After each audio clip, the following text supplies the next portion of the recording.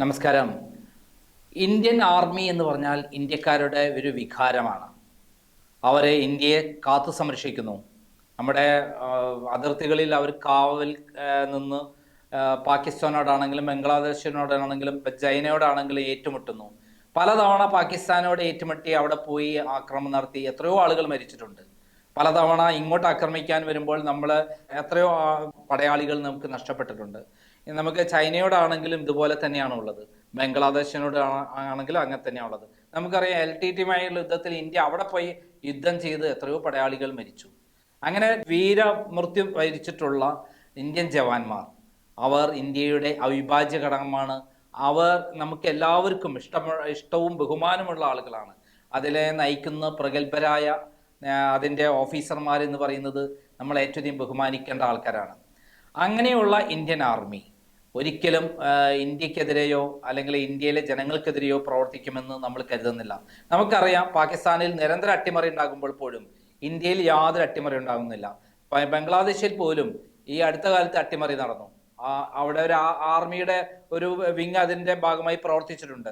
പാകിസ്ഥാനിൽ ആർമി തന്നെയാണ് അവിടെ ഭരിക്കുന്നത്. ശരിക്കും ആര് ജയിക്കണം, ആര് തോൽക്കണം, ആര് ജയിലാവണം എന്നൊക്കെ നിശ്ചയിക്കുന്ന അങ്ങനെയാണ്. എന്നാൽ ഇന്ത്യ എന്ന ജനാധിപത്യ രാജ്യത്ത് ആർമി അനുസരണമുള്ള ഒരു വിങ്ങായി, ഇന്ത്യയെ കാത്തു സംരക്ഷിക്കുന്ന വിങ്ങായിട്ടാണ് നിൽക്കുന്നത്. നമുക്കറിയാം, അടുത്ത കാലത്ത് ദുരന്തമുണ്ടാകുമ്പോൾ അവർ നടത്തുന്ന ധീരമായ പ്രവർത്തനങ്ങൾ നമ്മൾ എത്ര ആവേശത്തോടും ബഹുമാനത്തോടും അംഗീകാരത്തോടു കൂടിയിട്ടാണ് നമ്മൾ നോക്കിക്കാണുന്നത്. മേപ്പാടി ദുരന്തമുണ്ടായപ്പോൾ മിന്നൽ വേഗത്തിൽ കേരളത്തിലെ ജനങ്ങൾ, കേരളത്തിലെ പോലീസോ മറ്റുള്ള ആളുകളോ എത്തുമ്പോൾ, റെസ്ക്യൂ പ്രവർത്തകർ എത്തുന്നതിന് മുമ്പ് പട്ടാളം ഇറങ്ങി പാലം നിർമ്മിച്ച് അവിടെ എത്ര പേരെ രക്ഷപ്പെടുത്തി നമുക്കറിയാം. അങ്ങനെ നമ്മുടെ മനസ്സിൽ നിറഞ്ഞു നിൽക്കുന്ന നമ്മളുടെ എല്ലാമായ ഈ ആർമി തന്നെ അഴിമതി നടത്തി എന്ന് പറയുമ്പോൾ നമുക്ക് ഞെട്ടലുണ്ടാകാതിരിക്കുമോ? ആർമി എന്ന് പറഞ്ഞാൽ ആർമി നേരിട്ട് അഴിമതി നടത്തി എന്നല്ല. ആർമിയുടെ കീഴിലുള്ള ഒരു വിങ്, ആർമി വെൽഫെയർ ഹൗസിംഗ് ഓർഗനൈസേഷനാണ് ഈ അഴിമതി നടത്തിയിരിക്കുന്നത്. ഇത് വേറെ എവിടെയുമല്ല, ഇന്ത്യ രാജ്യത്തിൻ്റെ വേറെ എവിടെയുമല്ല. ഇത് കേരളത്തിൻ്റെ കൊച്ചിയിൽ, എറണാകുളത്ത്, വൈറ്റിലയ്ക്കടുത്ത് സിൽവർ സാൻഡ് ഐലൻഡിൽ ഉള്ള ഒരു 3 ഫ്ലാറ്റ് സമുച്ചയങ്ങളുണ്ട്. ആ 3 ഫ്ലാറ്റ് സമുച്ചയങ്ങൾ നിർമ്മിച്ചതുമായി ബന്ധപ്പെട്ടുള്ള വൻ അഴിമതിയാണ് നടത്തിയിട്ടുള്ളത്. അതിൻ്റെ ഞെട്ടിക്കുന്ന തെളിവാണ് ഞാൻ പുറത്തുവിടുന്നത്. ആർമിയുടെ ഒരു കാര്യമാകുമ്പോൾ വളരെ ശ്രദ്ധയോടുകൂടി വേണം അതിൻ്റെ വിവരങ്ങൾ പുറത്തുവിടേണ്ടത്. 100% സത്യമാണെന്ന് ബോധ്യപ്പെട്ട് മാത്രമേ ഇത്തരം വാർത്ത ചെയ്യാൻ പറ്റുകയുള്ളൂ എന്നുള്ളത് കൊണ്ടാണ് കഴിഞ്ഞ ദിവസങ്ങളിലെല്ലാം ഈ വാർത്തയുമായി ബന്ധപ്പെട്ട സുപ്രധാന വിവരങ്ങൾ കിട്ടിയിട്ടും ഞാൻ പുറത്തുവിടാതിരുന്നത്. അതിനെപ്പറ്റി പക്ഷേ വീണ്ടും ഞാൻ പഠിച്ചപ്പോൾ ഞെട്ടിക്കുന്ന കാര്യങ്ങളാണ് നമ്മുടെ മുന്നിലേക്ക് വന്നിരിക്കുന്നത്. ഞാൻ അതിലേക്കാണ് കടക്കുന്നത്. അതായത് സിൽവർ സാൻഡ് ഐലൻഡിൽ 4.36 ഏക്കറിൽ നിർമ്മിച്ചിട്ടുള്ള 3 ഫ്ലാറ്റ് സമുച്ചയങ്ങൾ.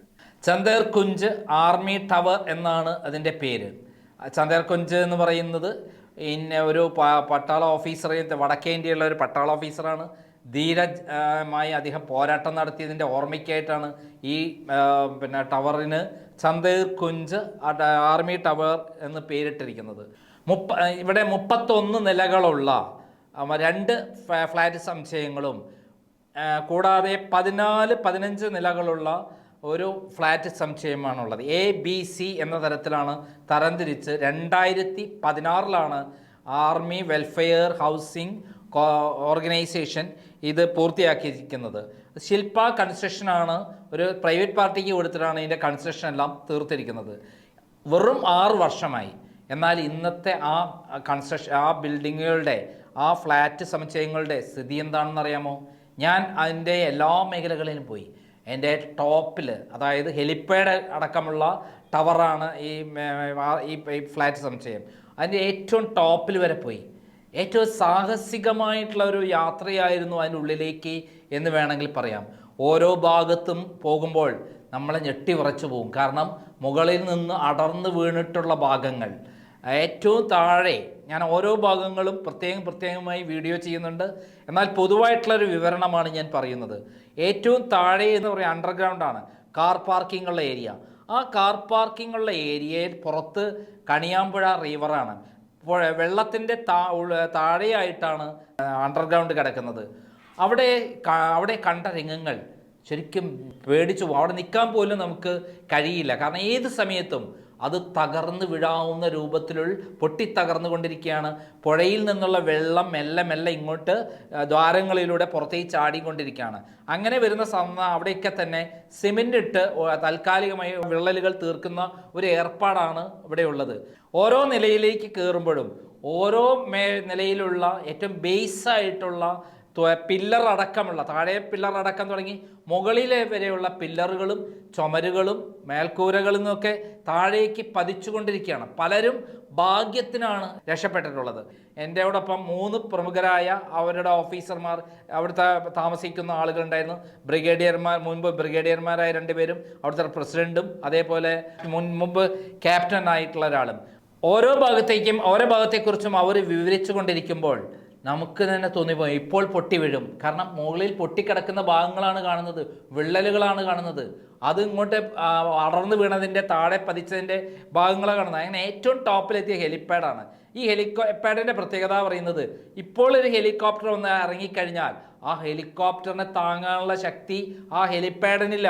മാത്രമല്ല അതിൻ്റെ ഒരു ശക്തി, കാറ്റിൻ്റെ വേഗത കൊണ്ട് തന്നെ ഈ ബിൽഡിംഗ് ഇടിഞ്ഞു പൊളിഞ്ഞു വീഴും. മാത്രമല്ല ഈ വെള്ളത്തിൻ്റെ ഒഴുക്ക് ഒന്ന് കഠിനമായൊരു വെള്ളപ്പൊക്കം ഉണ്ടായിക്കഴിഞ്ഞാൽ അതിൻ്റെ ശക്തി കൊണ്ട് തന്നെ അടിത്തട്ട് തകർന്ന് തരിപ്പണമാകും. മാത്രമല്ല ഒരു കാറ്റടിച്ചാൽ, ഒരു ശക്തമായ കൊടുങ്കാറ്റടിച്ചാൽ ഈ 3 ഫ്ലാറ്റുകളും മറിഞ്ഞു വീഴും. അത് കൂടാതെ ഈ സ്ഥലത്തിലൂടെയാണ് 3 പില്ലറുകൾ, മെട്രോ റെയിൽവേയുടെ പില്ലറുകൾ പോകുന്നത്. എറണാകുളം മെട്രോ റെയിൽവേയുടെ പില്ലറുകൾ പോകുന്ന ആ റെയിൽവേ ട്രാക്കിലേക്ക് ഇത് മറിഞ്ഞു വീഴും. അത്തരൊരു ഭീകരമായ അവസ്ഥയാണ്. ഇതിൻ്റെ പിന്നിൽ നടന്ന നാടകം എന്താണ്, തട്ടിപ്പ് എന്താണ്, അഴിമതി എന്താണ്? ഇത് അഴിമതി നടത്തിയിട്ടുള്ളത് ആർമി തന്നെയാണ്. അതായത് ഏകദേശം 180 കോടിയോളം വില വരുന്ന ഈ ഫ്ലാറ്റുകളെല്ലാം തന്നെ ആർമിക്കാർക്ക് വേണ്ടിയിട്ടാണ് ഉണ്ടാക്കിയതെങ്കിലും റിട്ടയറായ ആർമിക്കാർ, ഇപ്പോൾ നിലവിലുള്ള സർവീസുള്ള ആർമിക്കാർക്ക് വേണ്ടിയിട്ടുണ്ടായി. ആർമി എന്ന് പറയാൻ 3 വിങ് ഉണ്ടല്ലോ, എയർ, ലാൻഡ്, അതേപോലെ കടൽ വഴി, വെള്ളം, വാട്ടർ വഴിയുള്ള നാവികസേന, അതുപോലെ കരസേന, അതേപോലെ എയർ വിങ്. ഈ 3 വിഭാഗത്തിലുള്ള ആൾക്കാർക്കും ഇവിടെ താമസത്തിന് കൊടുക്കുന്നുണ്ട്. അതേ റിട്ടയർ ചെയ്ത ആൾക്കാർക്കും ഇപ്പോൾ ഉള്ള ആളുകൾക്കും. അങ്ങനെയുള്ള ആളുകളെല്ലാം തന്നെ പണം മുടക്കിയിട്ടാണ് ഇവിടെ ഇത് വാങ്ങിയിരിക്കുന്നത്. വെറുതെ ഫ്രീ ആയിട്ട് കൊടുത്തതല്ല. ആർമി ഇവർക്ക് റിട്ടയർ ചെയ്തതിന് ശേഷം പല ആർമി ഉദ്യോഗസ്ഥന്മാർക്കും ആർമിയുടെ ബന്ധപ്പെട്ട സ്ഥലത്ത് താമസിച്ച് മരിക്കണമെന്ന ആഗ്രഹമെന്ന് പറഞ്ഞിട്ടുള്ള ആൾക്കാരുണ്ട്. കാരണം അങ്ങനെയുള്ള ആഗ്രഹമുള്ള ആൾക്കാരായതുകൊണ്ടാണ് ഇവിടെ വന്ന് താമസിക്കുന്നത്. ആർമിയുള്ള പഴയ റിട്ടയർ ചെയ്ത ആൾക്കാരൊക്കെ ഒത്തുകൂടുമ്പോൾ ഉണ്ടാവുന്ന വല്ലാത്തൊരു വൈകാരികതയുണ്ടല്ലോ, വല്ലാത്തൊരു സന്തോഷമുണ്ടല്ലോ, വല്ലാത്തൊരു അഭിമാനമുണ്ടല്ലോ. ആ അഭിമാനം ഒക്കെ കാത്തു സൂക്ഷിക്കാനും ജീവിതകാലം മുഴുവൻ ഒരു പട്ടാളക്കാരൻ്റെ മനസ്സോടുകൂടി മരിക്കാനും വേണ്ടിയിട്ടാണ് ഇവിടെ വന്നിട്ട് താമസിക്കുന്നത് എന്ന് അതിൻ്റെ ചില ആൾക്കാർ പറയുമ്പോൾ നമ്മൾ കണ്ണിന്ന് വെള്ളം ചാടിപ്പോകും. ഇപ്പോൾ ഇവിടെ താമസിക്കുന്ന ആൾക്കാരുടെ സ്ഥിതി അറിയണ്ടേ? 10ഉം 85ഉം വയസ്സുള്ള വിധവകളായ റിട്ടയർ ചെയ്ത ഉദ്യോഗസ്ഥകളടക്കം ഇവിടെ താമസിക്കുന്നുണ്ട്. ഇപ്പോൾ ഇത് കോടതിയിൽ എത്തിയിരിക്കുകയാണ്. റെഡ് പെറ്റീഷൻ കൊടുത്ത് ഇതിനെതിരെ ശക്തമായ രൂപത്തിൽ റെഡ് പെറ്റീഷൻ കൊടുത്തിരിക്കുന്നു.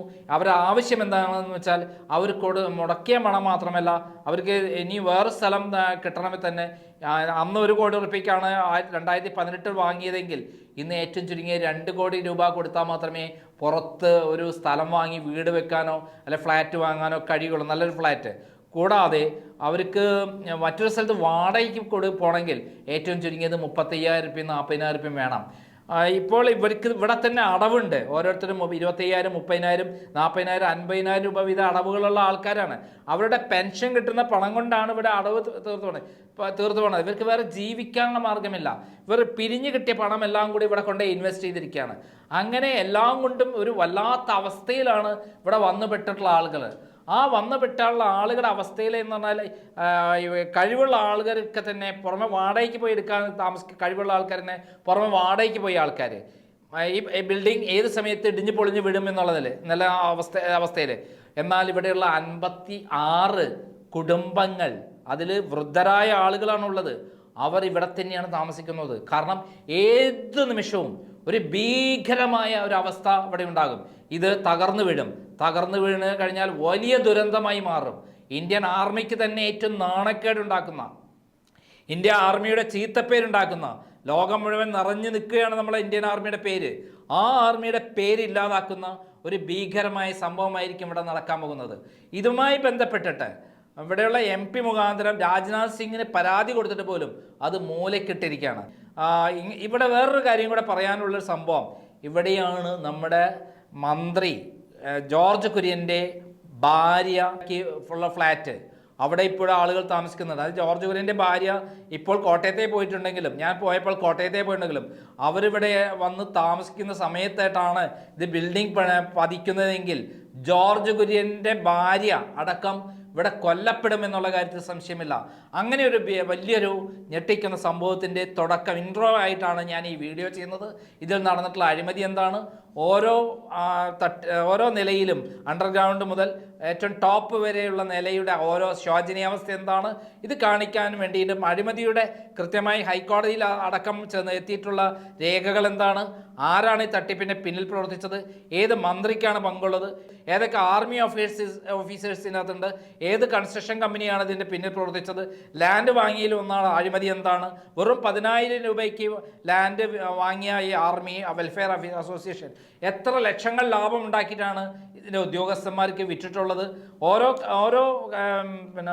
ഓരോ ഫ്ലാറ്റിനും ഉണ്ടായിട്ടുള്ള തകരാറെന്ത്, അവിടെ താമസിക്കുന്ന ആളുകളുടെ പ്രശ്നം എന്താണ്, തുടങ്ങിയുള്ള നിരവധി ചോദ്യങ്ങൾക്ക് ഉത്തരം നൽകുന്ന ഓരോ തെളിവുകൾ സഹിതമുള്ള കൃത്യമായിട്ടുള്ള തെളിവുമായിട്ടുള്ള ഒരു വീഡിയോ ആണ് ഞാൻ തുടർച്ചയായി ചെയ്യാൻ പോകുന്നത്. മാത്രമല്ല ഞാൻ ഇവിടെയുള്ള ഭരണത്തിലുള്ളതും പ്രതിപക്ഷത്തുള്ളതുമായ എല്ലാ പ്രമുഖരായ ആളുകളുമായി ബന്ധപ്പെട്ട് ഇതൊരു വലിയ ഇഷ്യൂ ആക്കി തന്നെ ഏറ്റെടുത്ത് ആർമിയിൽ നടത്തിക്കുന്ന ഈ അഴിമതി പുറത്തു കൊണ്ടുവന്ന് ഇവിടെ താമസിച്ചിട്ടുള്ള ആളുകൾ, പണം മുടക്കിയിട്ടുള്ള ആളുകൾക്കെല്ലാം നീതി കിട്ടാനുള്ള ഒരു പോരാട്ടം കൂടിയാണ് ഞാൻ നടത്തുന്നത്. എൻ്റെ പ്രിയപ്പെട്ട പ്രേക്ഷകരും, പ്രത്യേകിച്ച് ഈ ബിൽഡിങ്ങുമായി ഈ ഫ്ലാറ്റ് സമുച്ചയങ്ങളിൽ താമസിക്കുന്ന പഴയ റിട്ടയർ ചെയ്ത ആളുകളും ഇപ്പോഴുള്ള ആളുകളും എല്ലാവരും തന്നെ എൻ്റെ ഭാഗത്ത് എന്തെങ്കിലും മിസ്റ്റേക്ക് ഉണ്ടെങ്കിൽ തുറന്നു കാണിക്കണം. അതോടൊപ്പം നിങ്ങളുടെ നീതിക്ക് വേണ്ടിയിട്ടാണ് ഞാൻ പോരാടുന്നത് എന്ന് മാത്രം പറഞ്ഞുകൊണ്ട് അടുത്ത എപ്പിസോഡ് വരെ കാത്തു നിൽക്കുക. നന്ദി, നമസ്കാരം.